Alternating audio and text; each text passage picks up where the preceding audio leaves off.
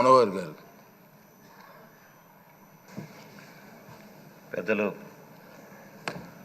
అయ్యన్న పాత్రుడి గారికి 16వ శాసనసభ సభాపతిగా ఈ సభ మిమ్మల్ని ఏకగ్రీవంగా ఎన్నుకున్నందుకు మనస్ఫూర్తిగా మీకు ధన్యవాదాలు.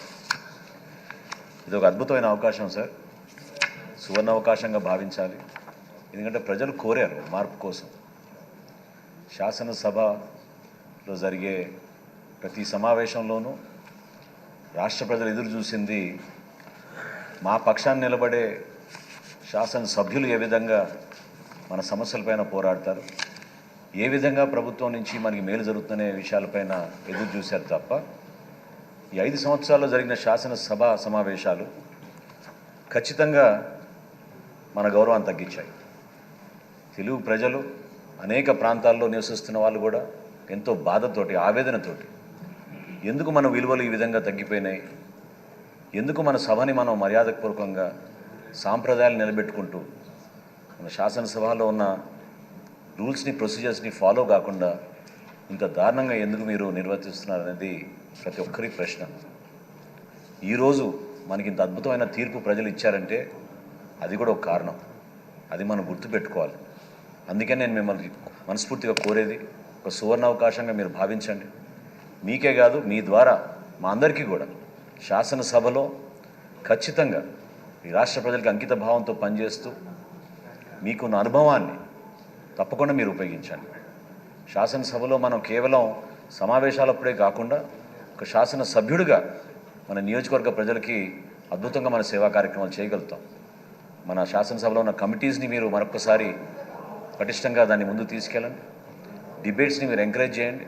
ఫరూక్ గారు పెద్దలు అన్నట్టు అనేక సందర్భాల్లో మీరే ఈ సభకి మీరే ప్రతినిధి.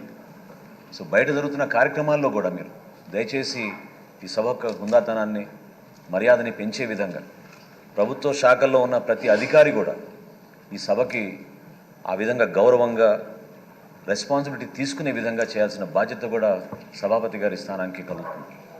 నేను మిమ్మల్ని కోరుకునేది మనస్ఫూర్తిగా, గతంలో జరిగిన అనేక అంశాలపైన మనం చర్చించుకున్నప్పుడు ఇక్కడున్న సెక్రటేరియట్ని కూడా మీరు మరొకసారి ఖచ్చితంగా రీవిజిట్ చేసి చెక్ చేసుకోవాలి. ఎందుకంటే ఒక పర్టికులర్ సమావేశం నేను చూసినప్పుడు నేనే ఆశ్చర్యపోయాను. టీవీలో చట్టాన్ని సవరిస్తున్నప్పుడు కనీసం సభ అనుమతి తీసుకోకుండా చట్టాన్ని సవరించేశారు. అటువంటి ఉదాహరణలు చాలా జరిగినాయి ఈ 5 సంవత్సరాల్లో.